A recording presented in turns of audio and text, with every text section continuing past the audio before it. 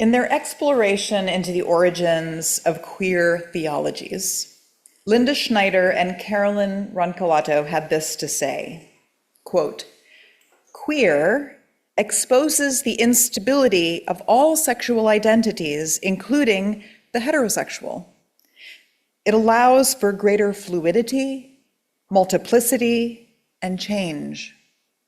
Queer is therefore a word used by those who want to stand outside, in between, and beyond the categories provided by oppressive binary thinking about gender and sex. It not only destabilizes lesbian and gay identities, but also destabilizes heterosexuality. Even the act of defining queer is difficult. Doing so brings queer in and domesticates it, rendering the queer no longer outside of anything." To queer something, then, could mean to shake up our ideas about what is normal, normal being itself a highly problematic construct that creates both insiders and outsiders in a single breath, and instead replace them with a worldview that allows for the spaciousness of learning, of curiosity, of surprise and wonder. To defy rigidity and control and to celebrate each other as those creative sparks of the divine, capable of more wholeness and variety than our current mainstream hyper-capitalist society is designed to encompass. Today, we're going to investigate queering in 3 parts. Part 1, queering the body-mind.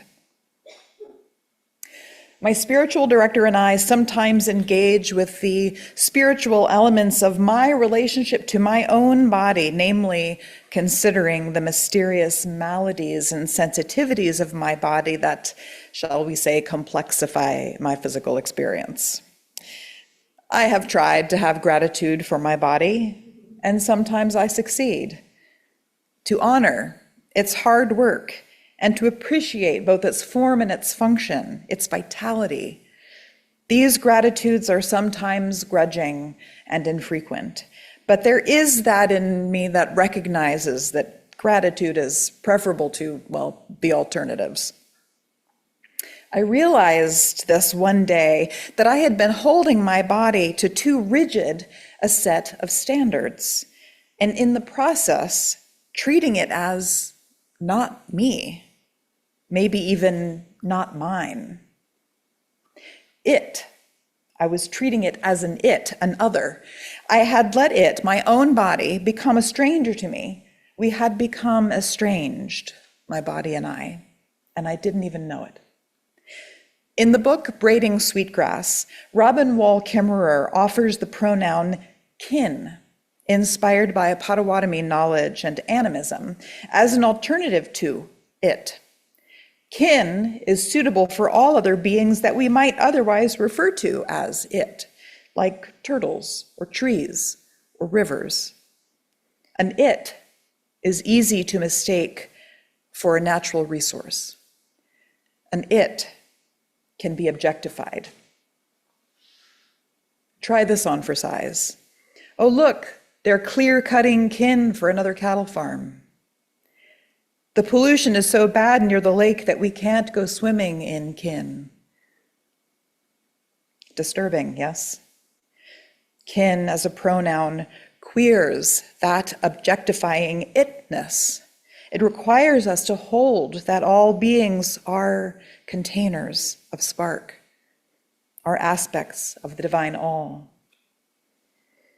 And I had been thinking of my own body as an it instead of as kin. And in that moment of personal revelation, my whole relationship to and with my own body reoriented. I wasn't suddenly and miraculously cured of what ails me, but now I do feel more able to relate to my body, to kin, oddly closer. I opened to feeling the warmth and receptivity that came so easily to me for trees and turtles and rivers. but not so much for my own body, for kin. I offer this prayer for Worth by Cole Arthur Riley. God in us, we know the miracle inherent in our existence. We are here, our beauty stretching out and dwelling within us. But it is hard to believe in one's dignity when the systems and societies to which we belong are content to destroy us. We have heard lies of our own worthlessness and the explicit and the implicit ways the world interacts with our bodies, our stories, and homes. It is incessant. This lie of our own inadequacy, this charade of our inferiority, reminds us that our dignity does not wane or bud in relation to anyone's belief in it, including our own. Let us rest with the knowledge that we have nothing to prove. Our dignity, perpetual as it is divine, we will not shrink, we expand. Remind us of our making, for we too contain the divine. Amen. Part 2, Queering Religion.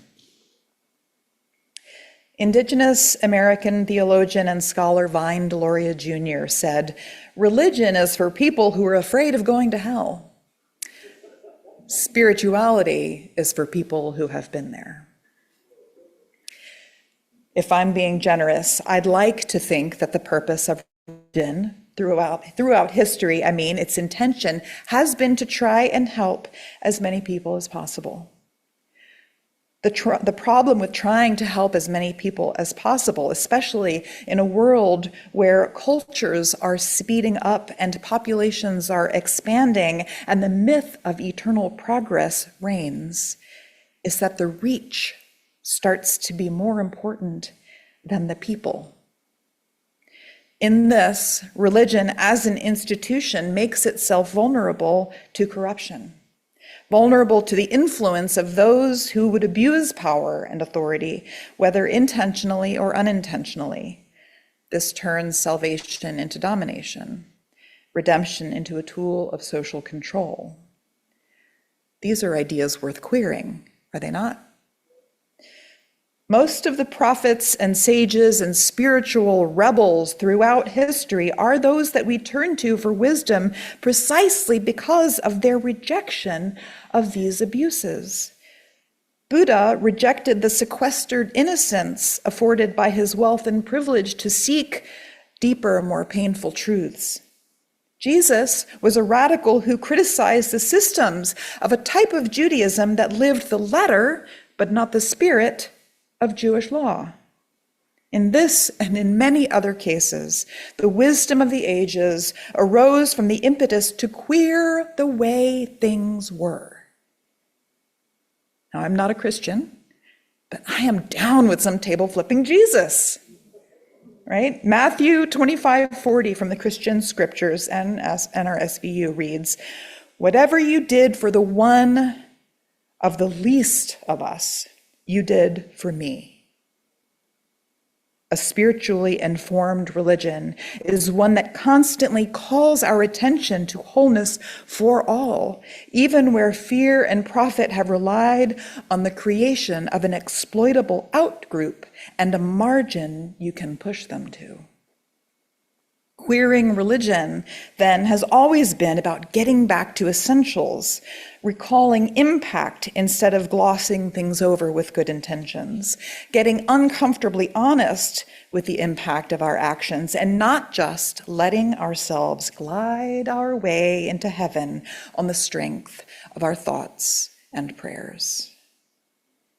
We, as Unitarian Universalists, are called to live into the challenge of our days by leaning into this wisdom, by pulling ourselves and each other into thriving, by centering love, period.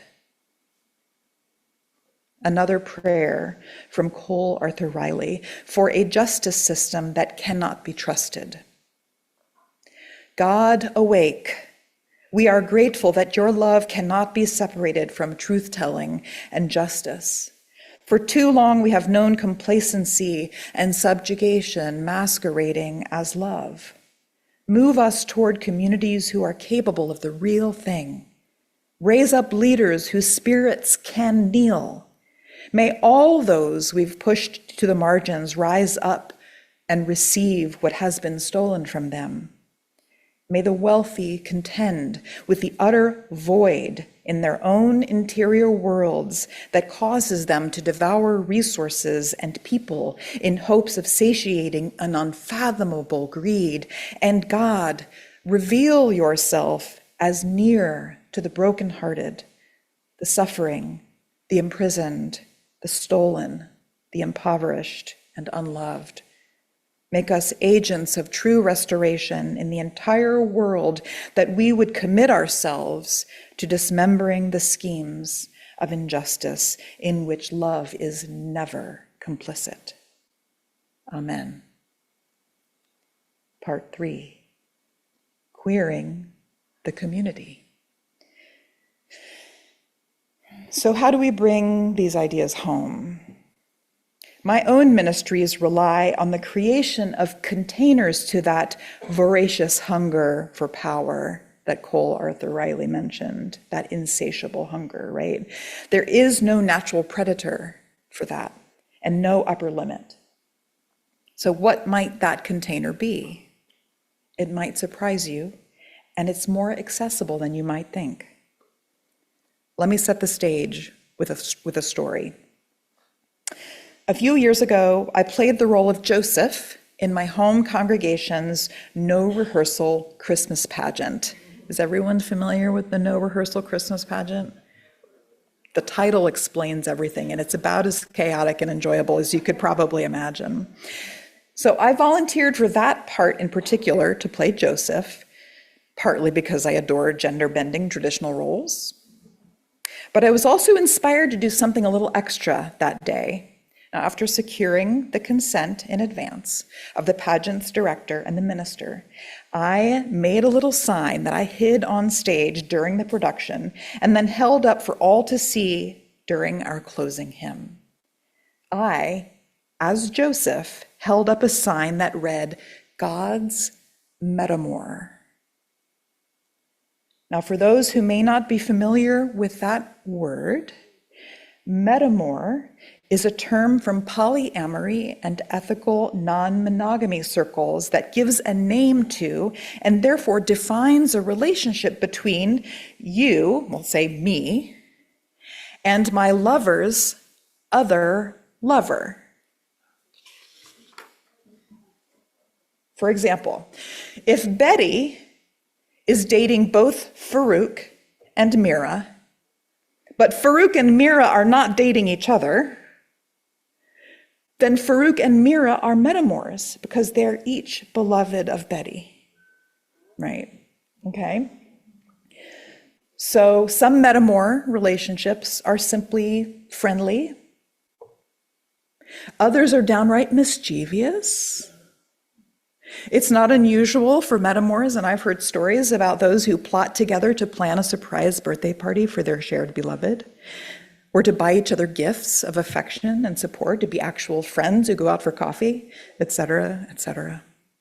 So in holding up this sign during the end of the no rehearsal Christmas pageant, God's metamor, Joseph, as God's metamor, I queered the relationship between Joseph and God. I reimagined the narrative. So rather than Joseph being innocuous or a victim or a bystander or a neuter protector, as he is usually thought of in scriptural contexts, Joseph, as metamor, becomes an equal in his consent and in his agency and in his celebration and support of the union between Mary and God. An interdependence is built, a completely different dynamic unfolds, an expanded notion of family and community and human agency in wholehearted collaboration with the divine. This idea of metamor makes a connection between two people that mainstream culture would pit against each other. But we need the connection more than we need the competitiveness. It is the connections that we make with each other that make the containers for the voraciousness, that foster balance, that foster interdependence and accountability and love. Has anyone ever seen a starling murmuration, either in person or on a video? I know this privileges sighted people. I'm going to try and describe it as well. So a murmuration is the name given to a flock of starlings, and it is incredible to behold. They don't line up in a V like geese or ducks, and they don't swarm kind of like crows. They are connected to each other in this very fluid way. Their awareness, so every single bird in the flock is aware of the 6 birds in immediate vicinity, above, below, to each side, and in front and in back. And they respond to the bird's movements second by second. And so there's this fluid sort of motion that looks like an amoeba in the sky. It looks like a giant organism, and each bird is responsively connected to the bird in its immediate vicinity, to its nearest kin. And the flock as a whole is coherent, even as it moves so fluidly, constantly evolving and shifting, but resolving to a wholeness. Even if a section of the flock veers off, as sometimes happens, the smaller flock segment just becomes a miniature version of the whole, flowing through the sky like plasma, and it can reemerge seamlessly with the main flock at any moment. The shifting movements are connected, but they flow and ripple stunningly. This is the value of our connections to each other. This is how we queer community, by staying connected no matter what, by staying responsive to what is around us, by watching out for each other. We have the capacity to flow and respond to each other in deeply personal, embodied ways that can only be mimicked shallowly by large-scale structures that require rigidity or predictability or control to cohere. Sound like authoritarianism, anyone? I've often said that the smallest unit of human thriving is the community. Today, I am asking you to wonder if it is also the largest unit of human thriving. To try to exert influence beyond the community level means you are operating without being in relationship with, and that opens you up to all kinds of mess and harm.